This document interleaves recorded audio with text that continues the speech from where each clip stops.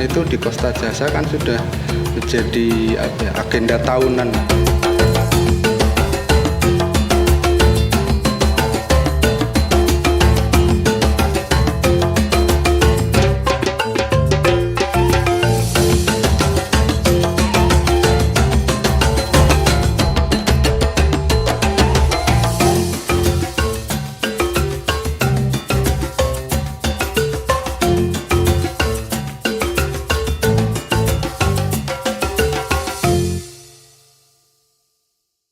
Untuk kegiatan kali ini hanya berkisar tentang tanya jawab. Monggo nanti dari kelompok dijawab apa adanya sesuai dengan pertanyaan dari tim audit. KSU Taman Wijaya Rasa atau biasa disebut dengan Kosta Jasa merupakan pengelola hutan rakyat yang berkomitmen dalam pengelolaan secara berlestari. Tepuk tangan untuk UD Amalapani Kekayaan Bumi. Pada tahun 2023, Kosta Jasa sudah memiliki 2 skema sertifikasi internasional sebagai acuan dalam pengelolaan hutan rakyat. Sebagai sertifikasi grup, yaitu Bapak Nato selaku Ketua Koperasi Kosta Jasa. 2 skema tersebut adalah FSC dan PEFC.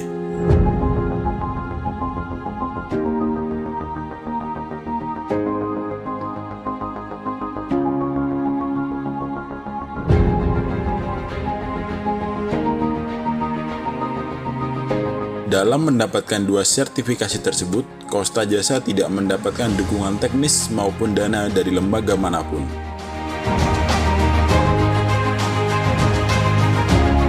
Hal itu terjadi berkat dukungan dari seluruh komponen struktur hutan rakyat Kosta Jasa.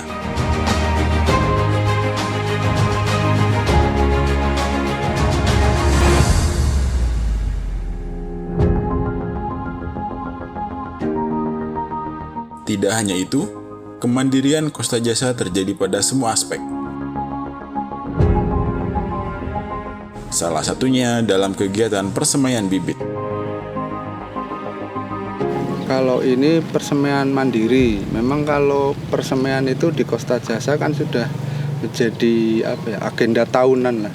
Jadi setiap tahun kita selalu mengadakan persemaian. Seperti pada tahun 2021, Kosta Jasa sudah melakukan persemaian bibit mandiri yang dikelola oleh anggota kelompok tani hutan di 2 desa. Tabur di bedeng tabur yang sudah disiapkan, dan nanti jangan lupa yaitu Desa Kalibening di Kecamatan Karanggayam dan Desa Sukamulyo di Kecamatan Robokle, Kabupaten Kebumen. Cuman ini memang sudah menjadi agenda tahunannya Kosta Jasa lah. Kalau yang tahun kemarin itu kita serahkan kepada KTH yang ada di grup manajemen Kosta Jasa. Kalau pengalaman tahun kemarin kita kan di Sukamulyo dan di Kalibening. Dari hutan oleh rakyat dan kembali untuk hutan merupakan kalimat yang bisa menggambarkan tentang Kosta Jasa.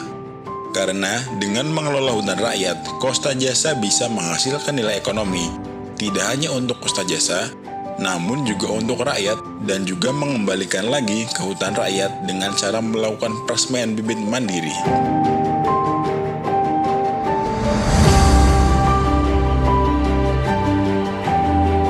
Pada tahun 2022, Kosta Jasa kembali melakukan persemaian bibit mandiri.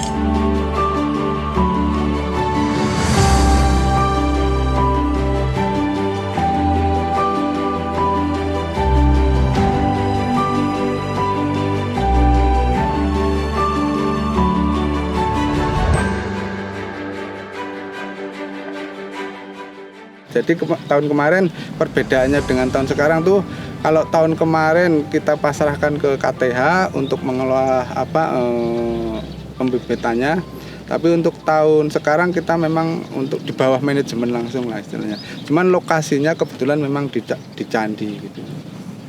Jadi untuk tahun kemarin itu dipisahkannya yang di Sukamulyo itu untuk tanaman konservasi dan produksinya.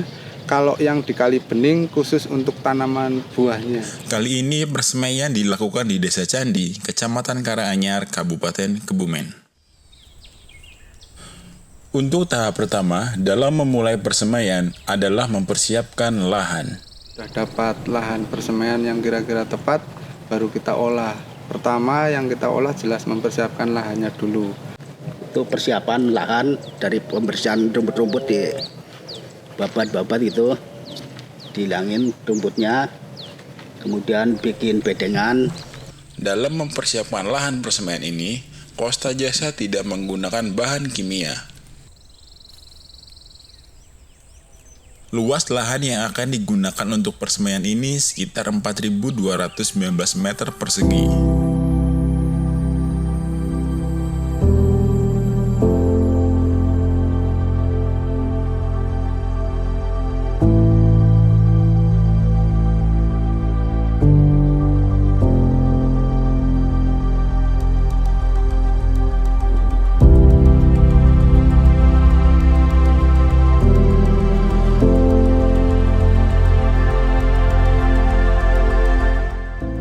Tahap berikutnya setelah mempersiapkan lahan adalah menyiapkan media tanam. Kemudian yang kedua, kalau lahannya sudah siap, bikin bedeng dan segala macamnya, baru kita mempersiapkan polybagnya. Polybagnya itu tentu ya diisi dengan tanah yang baik juga, artinya tanahnya kita tetap milih juga gitu loh. Yang bagus untuk persemen itu tanah yang seperti apa. Kita biasanya memakai tanah-tanah yang tanah merah lah, tanah abang bahasanya kalau orang sini bilang. Tanah merah atau tanah laterit merupakan tanah yang mudah menyerap air, memiliki pH yang netral, serta memiliki kandungan organik yang sedang.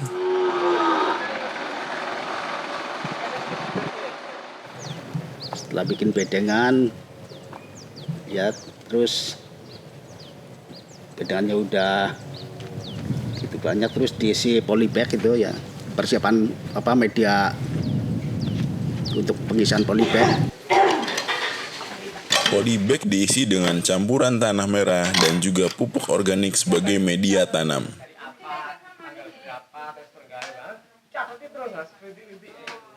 Nah, sementara kelompok yang lain, teman-teman yang lain itu tidak tahu. Oh, kayak ya terserah gue sih.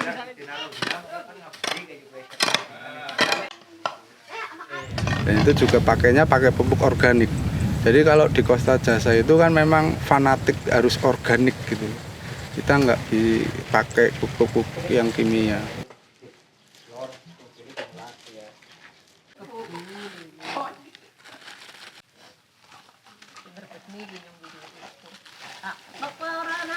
Dalam musik apa kesini orang ngetes baik dari orang garing apa. Setelah membuat media tanam selesai, kemudian masuk ke dalam tahap berikutnya. Setelah polybag siap dan pupuknya siap, dicampur di tanahnya itu, dimasukin polybag. Polybagnya disusun di bedeng-bedeng. Setelah itu baru kita tabur benih-benihnya.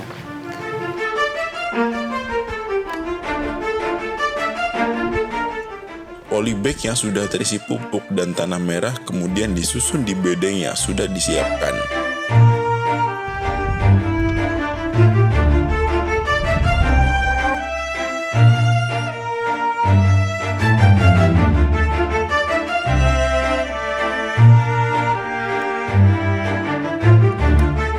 Di waktu yang sama, pemasangan tiang dari bambu juga dilakukan, yang nantinya untuk pemasangan paranet.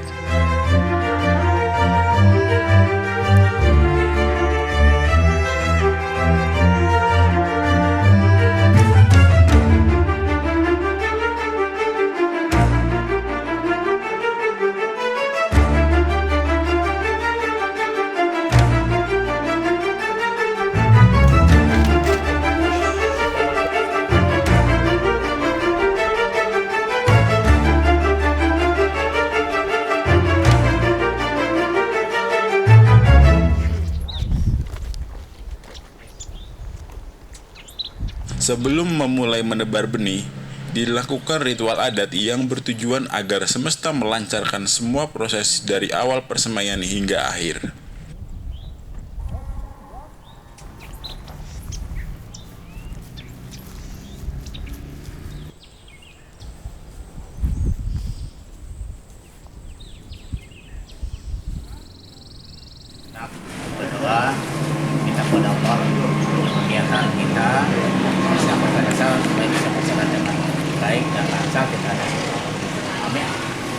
Allahumma salli ala sayyidina Muhammad wa ala ali sayyidina Muhammad wa sallim ala sahabatina rasulillah ajma'in walhamdulillahi rabbil alamin. Dilanjutkan dengan acara berdoa dan makan bersama sebagai bentuk ungkapan rasa syukur.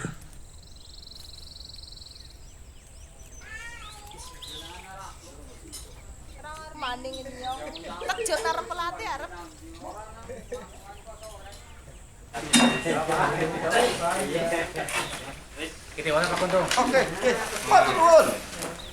Ya. Halaman.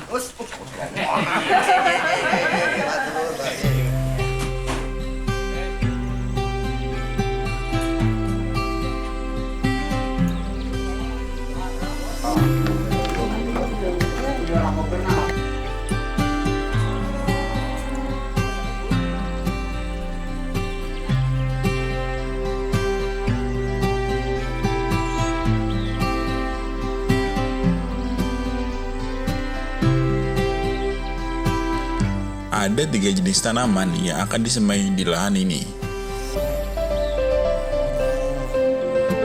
3 jenis tanaman tersebut adalah tanaman konservasi, tanaman produksi, dan tanaman buah. Yang pertama tanaman konservasi.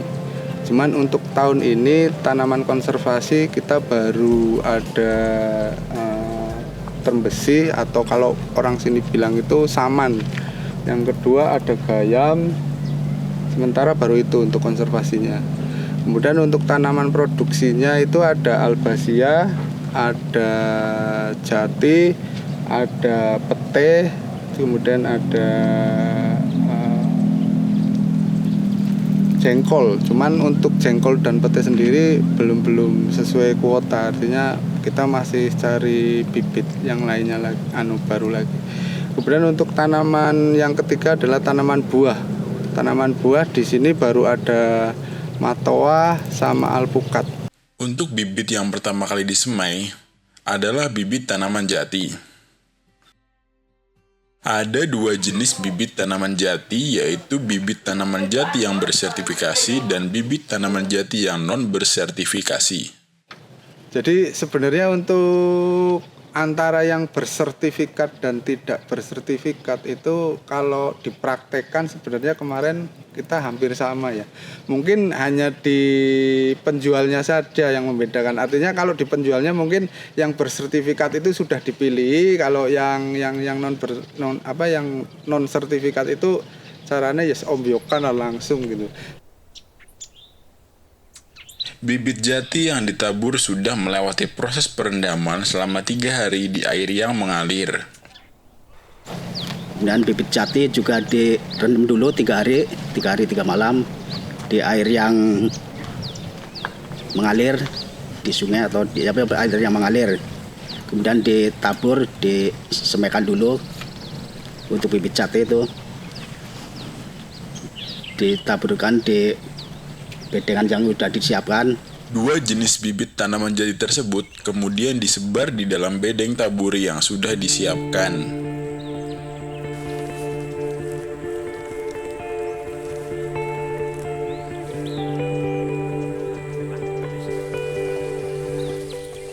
Benih jati ini akan tumbuh sekitar 15-20 hari dan kemudian akan dipindahkan ke polybag yang ada di bedeng sape.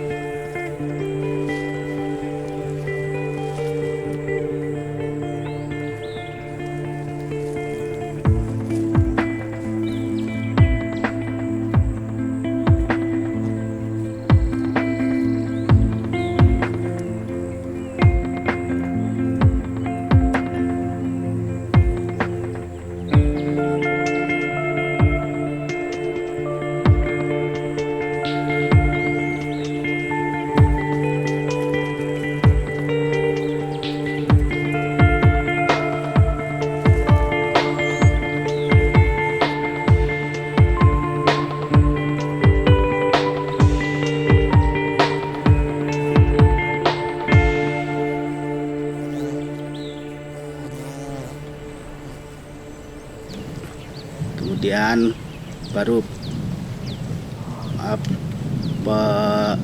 penanaman bibit seperti albazia gitu ditaruh di polybag.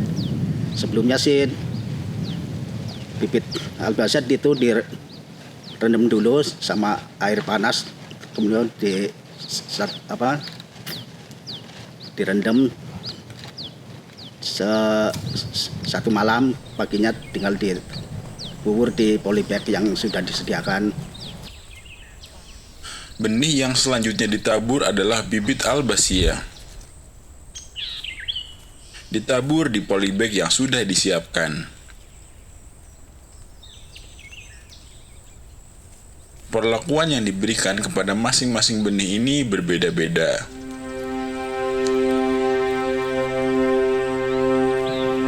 Ya beda, termasuk untuk ukuran polybagnya sendiri beda ya. Kalau alba itu pakai ukuran polybagnya lebih kecil dibanding dengan jati. Atau mungkin buah juga seperti itu, mungkin polybagnya akan lebih besar. Itu salah satu contohnya, perlakuannya berbeda. Nggak sama, berbeda-beda perlakuannya. Kalau bibit albazia itu kalau kebanyakan air itu nggak jadi, mati layu. Tapi kalau yang lain, kalau alpukat itu tahan.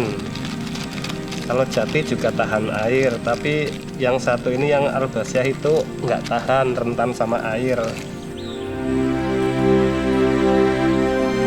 Pemasangan paranet pun mulai dilakukan.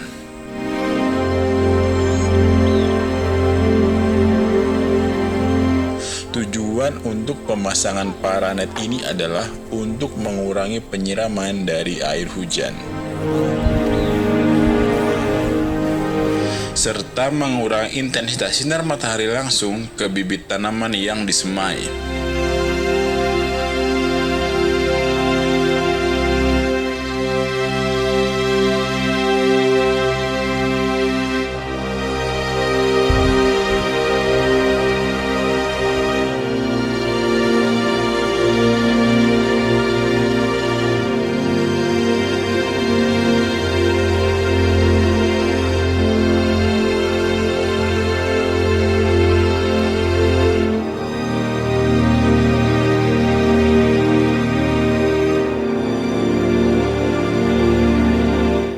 Kali ini Kosta Jasa menargetkan 100.000 bibit yang bisa dihasilkan dari persemaian ini.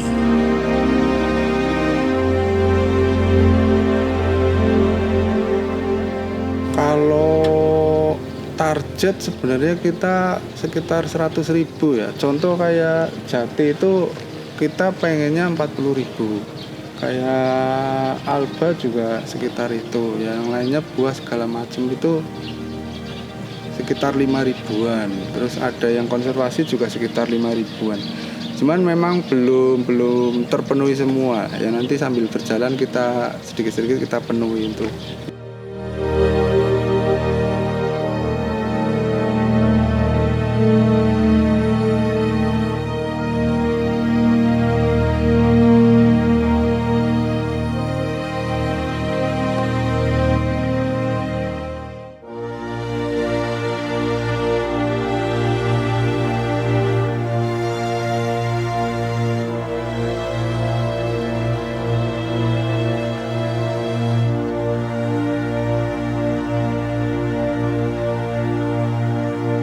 Setelah proses penanaman bibit albazia dan pemasangan sebagian paranet selesai, dilanjutkan ke tahap berikutnya.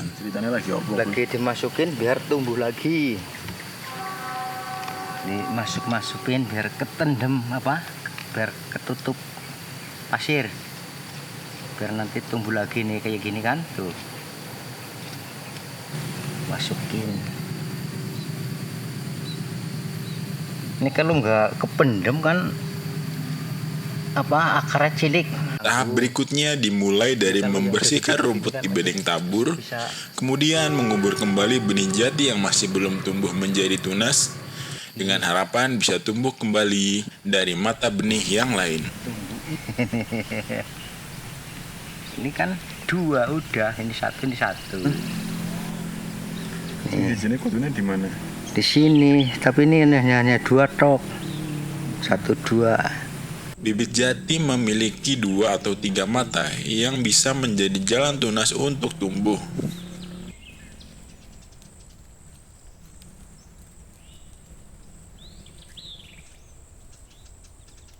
Masih di hari yang sama, penanaman bibit trembesi pun dilakukan.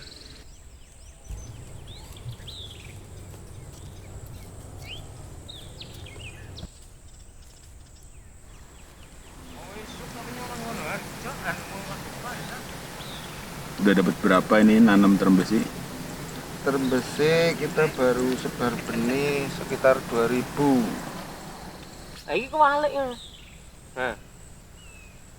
Pada saat melakukan penanaman bibit trembesi, ditemukan bibit albasia yang tidak berhasil tumbuh. Mana sih mantan ini tuh? Gimana ya? Ya udah, dimulai ketemu dong. Kalau jumlah belum kita hitung total, tapi nek melihat dari Ya, dipisahi gambaran sih. kasare ya. Mungkin dipisahi sih, nek ngumpul-ngumpul kan sing ketemu jumlah. Iya. Nah, sing kosong di Gambaran sulami meneh kasarnya wae. belum sampai 60% ya. Apa nih? Tingkat tumbuhnya ini. Albane. Menurut Pak Loso yang merupakan pendamping persemaian ini, ada beberapa faktor yang membuat bibit albasia menjadi tidak tumbuh. Kalau dari tanggal 20 kita masukin biji sampai sekarang kemungkinan masih bisa tumbuh nggak? Apa gimana? Kan kita masukin biji tanggal 20. Sampai hari ini kok belum tumbuh, itu kemungkinannya bijinya itu busuk atau Bisa busuk, bisa kejeron. nah, kemungkinannya kejeron kalau saya komentar. Bisa busuk, bisa kejeron. Selain 2 faktor tadi, hujan yang cukup deras juga bisa membuat sebagian bibit albasia tidak tumbuh sesuai yang diharapkan. Kurangannya berapa lah? Iya. Disulami nganggo wiji Mau kita bikin Karena albasia itu kalau kena air itu apa istilahnya bacek lah, pertumbuhannya lambat, juga ada yang mati gitu. Untuk itu dilakukan penyortiran dan pemindahan bibit albasia yang tumbuh dan yang gagal.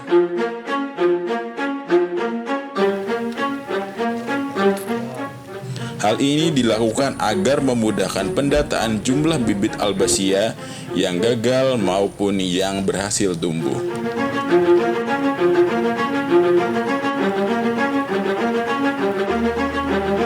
Untuk bibit albasia yang gagal akan dibuang dari polybag dan akan diganti dengan bibit albasia yang baru.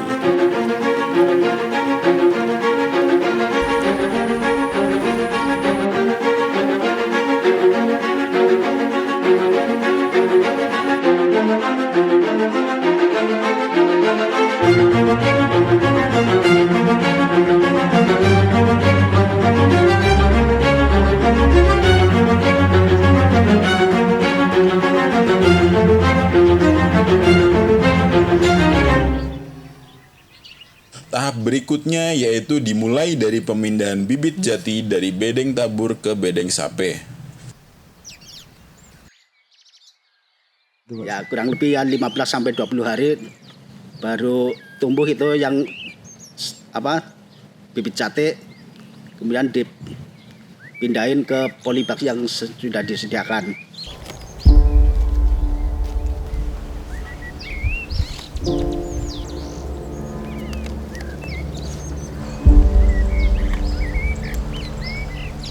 Tidak hanya memindahkan bibit jati, penanaman benih alpukat pun siap dilakukan.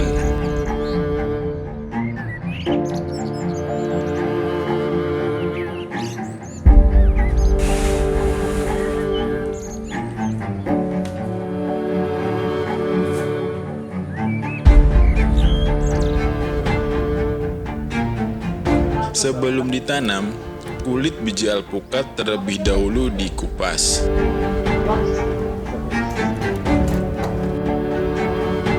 Pada saat mengupas biji alpukat, bibit gayam baru saja sampai di persemaian.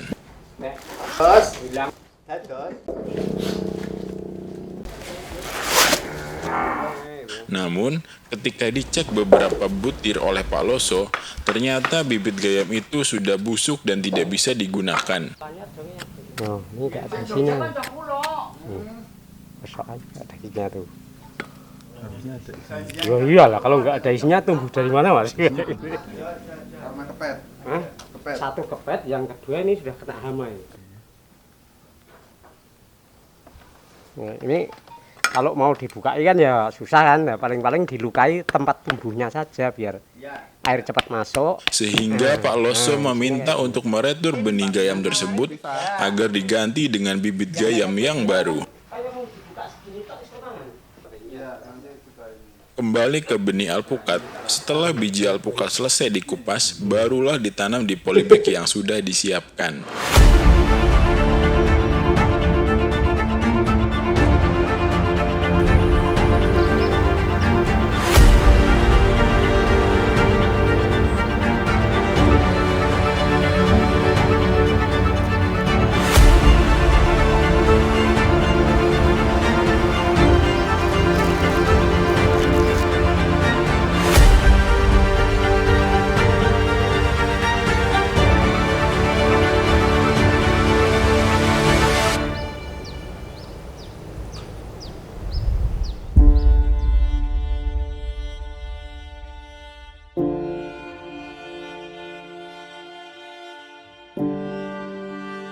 Selain mendapatkan bibit gayam yang buruk, terdapat kendala lain yang dihadapi Kosta Jasa dalam persemaian kali ini. Kendala karena ini kan bekas sawah ya, artinya tanahnya kan rendah lah teman.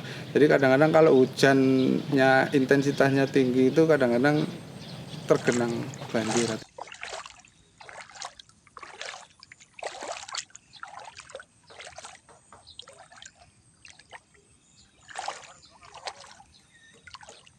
Kemudian kalau ini kan sawah ya, jadi kalau hujannya agak sering hujan itu penyerapan airnya kurang cepat, jadi kadang-kadang bisa tergenang kalau hujannya sering hujan.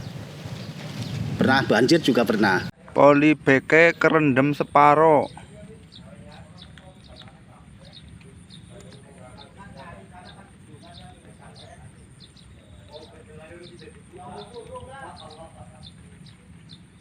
Kondisi terakhir, sementara mau diambilin pompa ben dipompa metu banyune.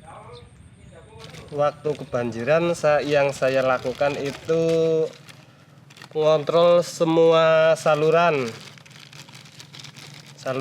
air. Setelah saya kontrol ternyata kesana juga sama saja airnya banyak. Jadi ya ditungguin saja sampai airnya surut. Udah diusahakan dipompa pakai mesin. Lagi jajal dipompa.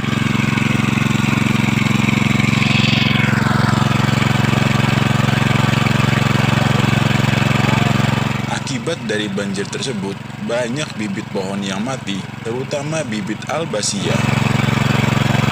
Ada yang tanaman-tanaman yang mati juga ada, ya kebanyakan dari albasia itu. Ya dari 34 bedeng kurang lebih, tinggal 15 bedeng lah ya, berarti hampir 50% untuk albasia. Jadi kendalanya ya bekas sawah sih, jadi penyerapan airnya lambat.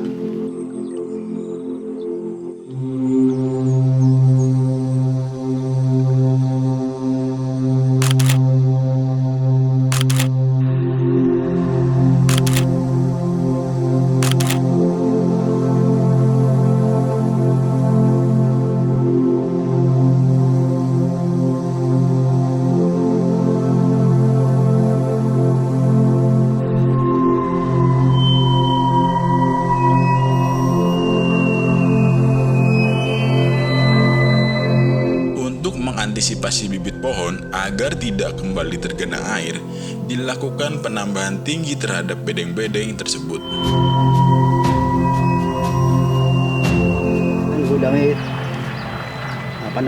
Kalau sering hujan itu bedengan ditinggiin, diuruk dari tanggul yang ada supaya untuk menghindari banjir itu. Tuh seperti ini ya udah ditinggiin, dan rencana ini tanggul ini dibongkar semua untuk meninggiin semua itu.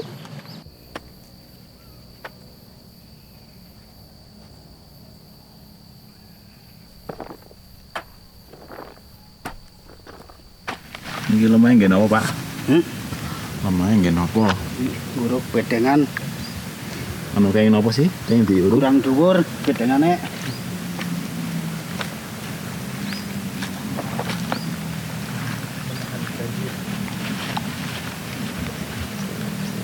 Ben ora kenang banjir. Mas derenge kena banjir apa? Iya, angger udan gede banjiran.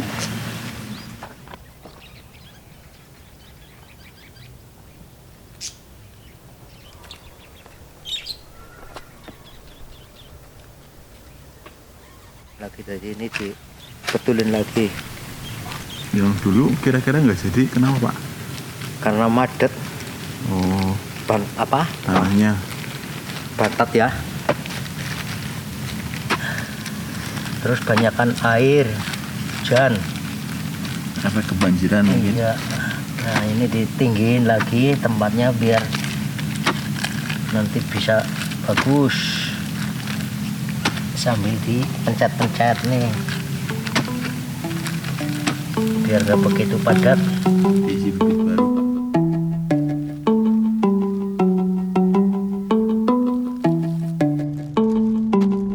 Ben gembur ya, Pak.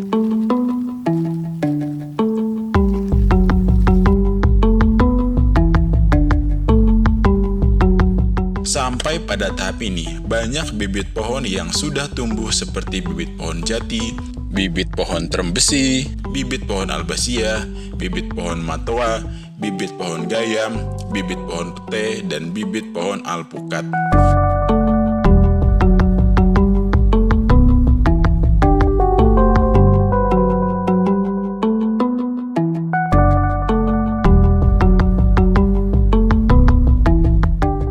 Akhirnya, pada bulan Februari 2023, semua bibit pohon sudah siap untuk ditanam dan siap untuk dibagikan secara gratis kepada seluruh anggota kelompok tani hutan Kosta Jasa.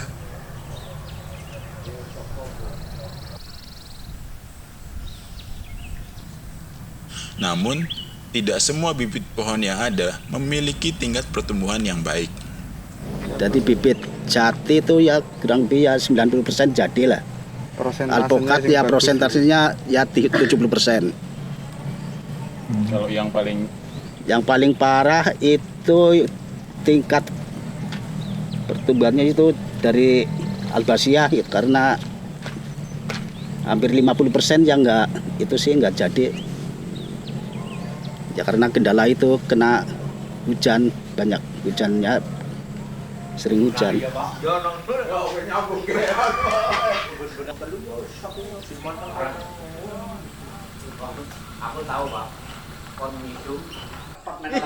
Kosta Jasa sudah menentukan masing-masing KTH untuk mendapatkan porsi bibit secara merata. Namun, porsi tersebut dapat disesuaikan lagi dengan kebutuhan masing-masing kelompok tani hutan.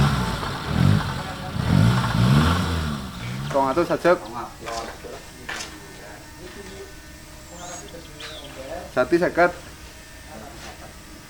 Ya Bu, tabrak hari bit kayak Bu. Hari bit kelancingan. Gayam. Hah? Gayam Kamu orang gayam orang nyebut gayam. kan gue wis gayam ini. Wis kapan? Lepas lagi penanaman. Setiap kelompok tani hutan tersebut bisa mengambil bibit di waktu yang sudah dijadwalkan oleh Kosta Jasa. Sawer siapa?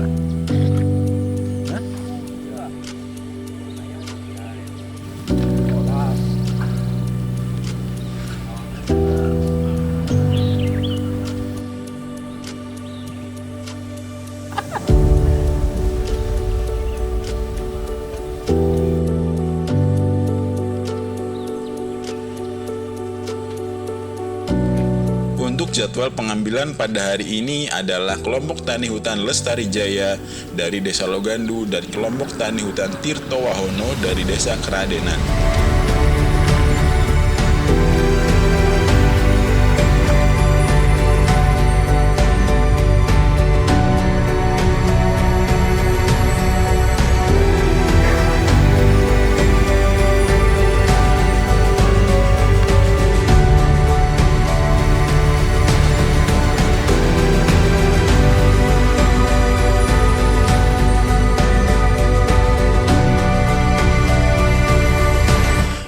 persemaian ini, Kosta Jasa memiliki beberapa tujuan yang ingin dicapai. Tujuannya banyak ya. Satu, terutama karena kita punya KTH, tentu ini bisa sebagai tempat pelatihan anggota-anggota KTH. Kemudian kalau misalnya bibit itu siap ditanam, tentu akan kita bagi gratis di KTH-KTH khususnya yang di bawah manajemen Kosta Jasa. Tapi seandainya di desa yang ada KTH-nya, kemudian ada orang-orang misalnya di luar anggota minta, ya tetap kita kasih gratis. Ya tujuannya ya tentu satu untuk kelestarian hutannya yang jelas itu. Yang kedua ada nilai ekonomi mungkin yang bisa diharapkan untuk menambah penghasilannya masing-masing anggota KTH.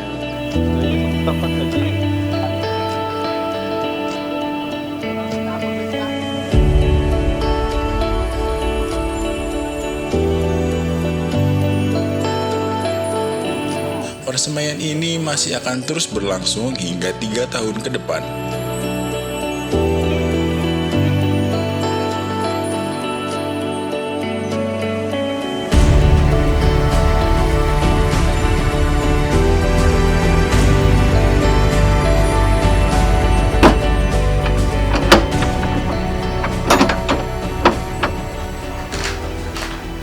Ya, albasiane 250. Terus alpukate 180. Gayam 10.